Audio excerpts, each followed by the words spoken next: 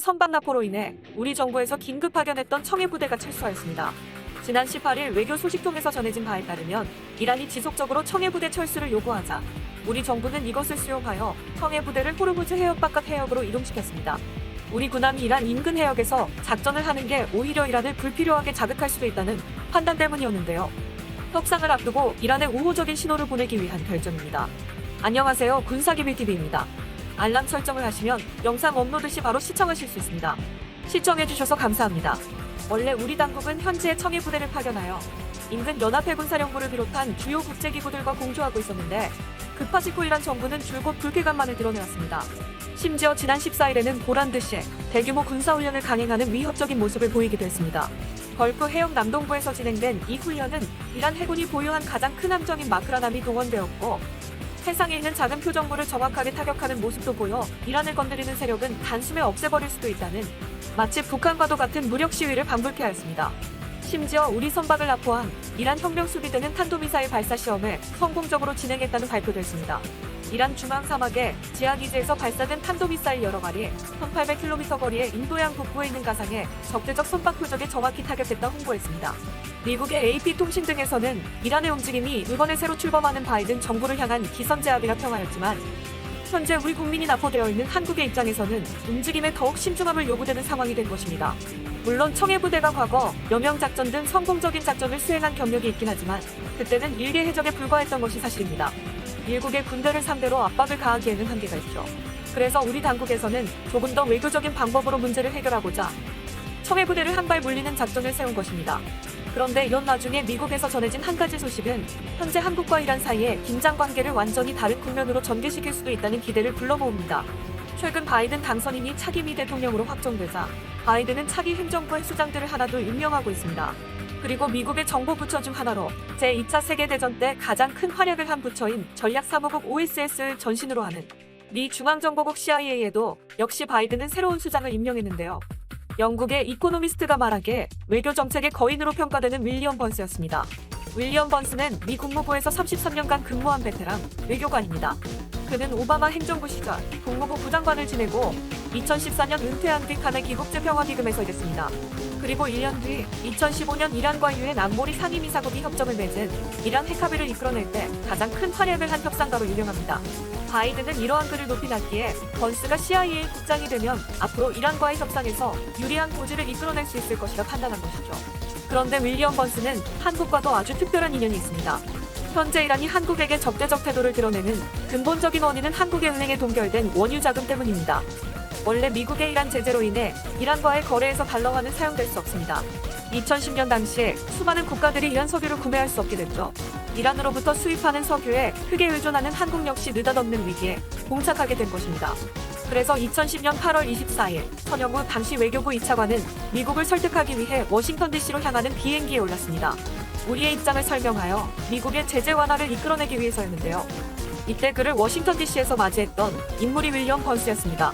당시 미 국무부 차관이었던 윌리엄 번스는 한국의 곤란한 상황을 모두 이해한다는 발언으로 말문을 열었습니다.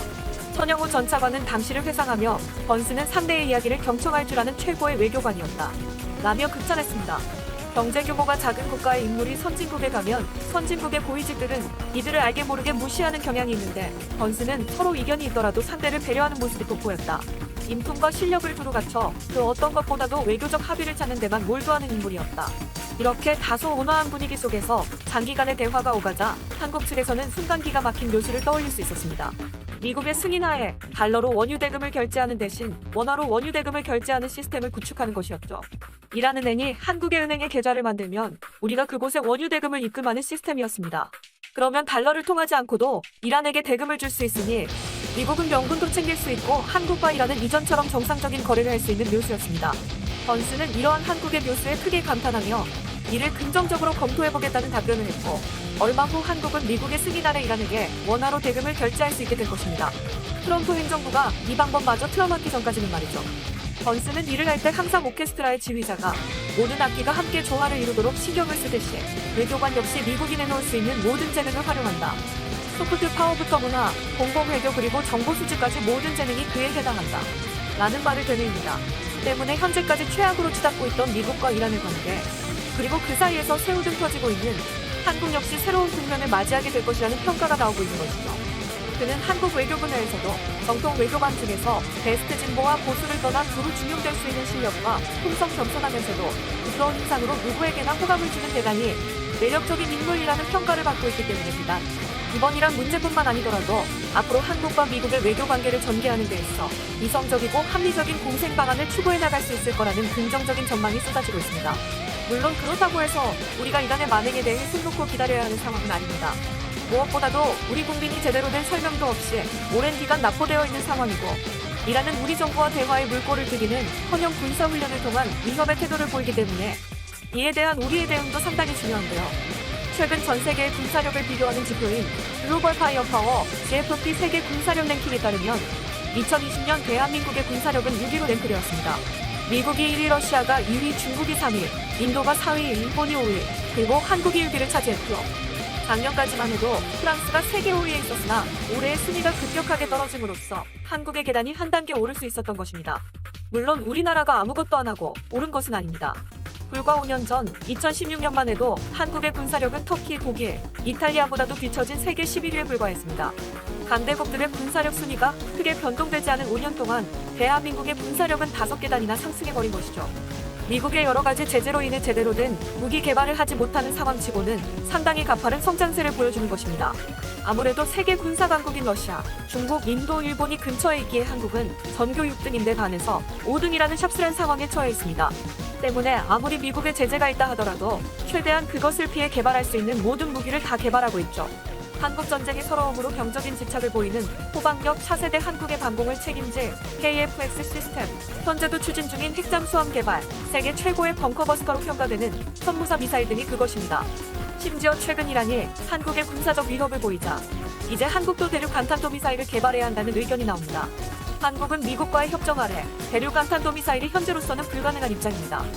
하지만 이미 북한은 수차례 대륙 간탄도 미사일을 쏘아 올렸고, 최근에는 핵잠수함 설계 연구 역시 끝냈다는 발표를 했습니다. 글로벌 파이어파워 랭크에는 반영되지 않는 비대칭 전력 핵무기를 갖고 있는 것 역시 우리에겐 큰 위협이죠. 이란 역시 탄도미사일을 무수히 많이 갖고 있고, 지금 이 순간에도 우라늄 실험 결과를 발표하며 더 많은 핵탄두를 보유하려 하고 있습니다. 상황이 이런데 아시아의 화약고 중심에 위치한 대한민국에게 군사력 리미트가 걸린 것은 너무 비합리적이죠.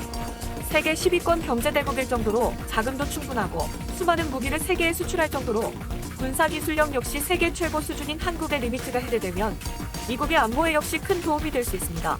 과거 소련의 세력 확장을 견제한 미국이 일본의 군비 증강을 용인했듯이 말이죠. 때문에 더욱더 갈등의 골이 깊어가는 국제정세 속에서 미국이 현재 체제를 유지하기 위해서는 가장 가까운 우방국 중 하나인 한국에게 채워놨던 무거운 모래주머니들을 풀어줘야 할 상황이 올 수밖에 없다는 네티즌들의 예측이 이어지고 있는데요. 2021년 바이든 정부가 출범함에 따라 국제관계가 어떻게 펼쳐질지 빅큐가 주목되는 상황입니다. 본 영상은 유튜브 채널 군사기밀TV에서 제작하였으며 도움이 되셨다면 좋아요와 구독하기를 눌러주세요. 알람 설정을 하시면 영상 업로드 시 바로 시청하실 수 있습니다. 시청해주셔서 감사합니다. 다음 영상 선박 납포로 인해 우리 정부에서 긴급 파견했던 청해 부대가 철수했습니다.